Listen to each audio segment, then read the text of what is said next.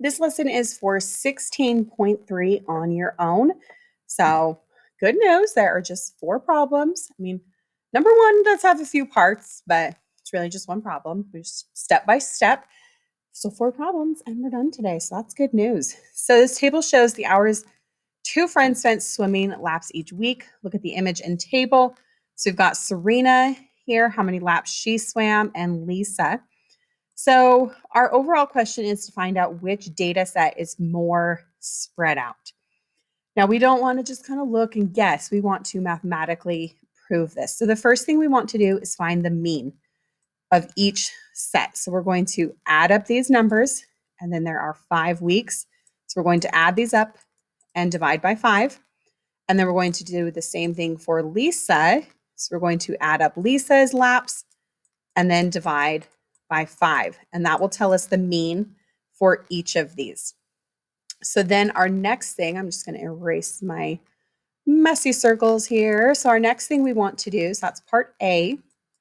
So then part B is we want to take this number we found, our mean, and we want to make a list of how far away these are. So how far away is 6 from the mean? Write it down. How far is 11 from the mean? Write it down. Write it down. So each one, find their distance from the mean.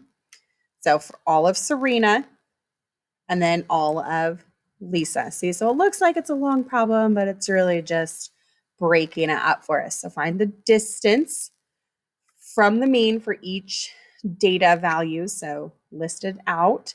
And then we're going to calculate the MAD for each of them.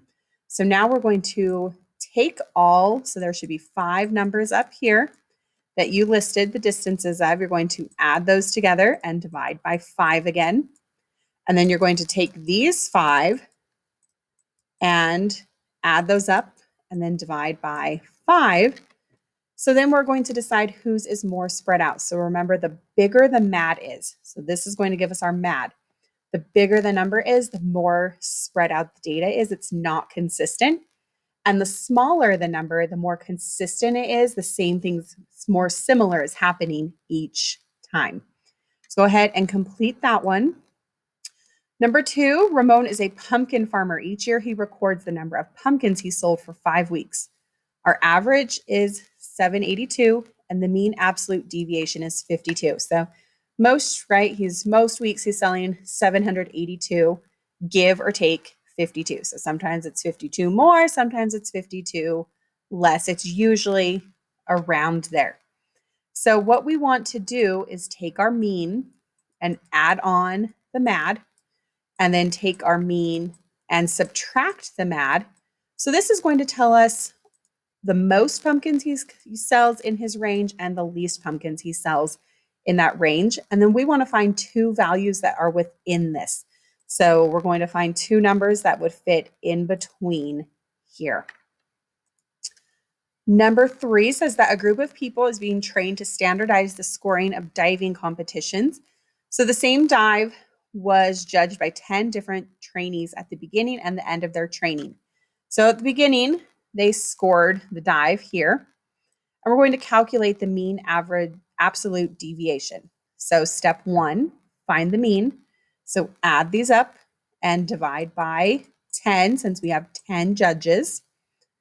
Then we're going to list the distances. So now that you know your average, how far away is 7.5 from the average? How far is 8 away from the average? How far is 10 away from the average? So make a list of all their distances. And then we're going to take all 10 of these distances. We're going to add them up and again divide by 10. So now they're doing the same thing. They went through their training and now they're going to do the same thing again. And we're going to calculate the MAD. So what they're hoping is at the beginning, maybe they weren't consistent and some people are scoring really high and some are low and they just don't really know how to do it yet. But hopefully after their training, they're hoping that they'll be more consistent and they'll have a really low mean absolute deviation to prove our judges are consistently scoring very similar to each other. So start and take your mean.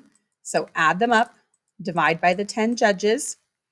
Then we're going to find our distances. So how far away is 8 from the average?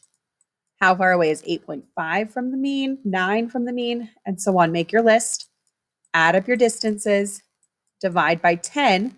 So now we can see, did they make progress? So we're hoping our MAD from here to here, from beginning to end, got smaller to prove the judges are becoming more consistent. So hopefully it didn't grow, because that would mean their training did not help them. And last problem today. So 2 students had the following scores on 5 history tests. So which set of scores shows more variation? So this time we're looking for not the bigger MAD.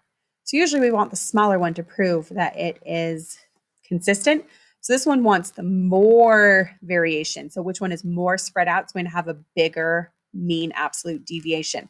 So on both of these, so for student A, we're going to add these up and divide by 5 tests. Student B, we want to add these up and divide by their 5 tests. Then we're going to record the distance. So how far away are each of these numbers from their average? How far away are these numbers from their average?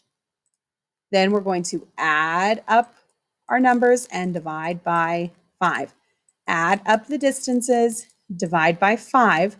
So we're looking for who has more variation and prove it using your MADs. So go ahead and complete that. If you have any other questions about mean absolute deviation, let me know. So I know it's a lot of steps, but it's all things you can do. Find the average, find their distances, add the distances, divide by the same number you divided by before. The smaller the number, the more put together they are, the closer and more consistent. The bigger the MAD means it's more variety, not as consistent. Hey, good luck.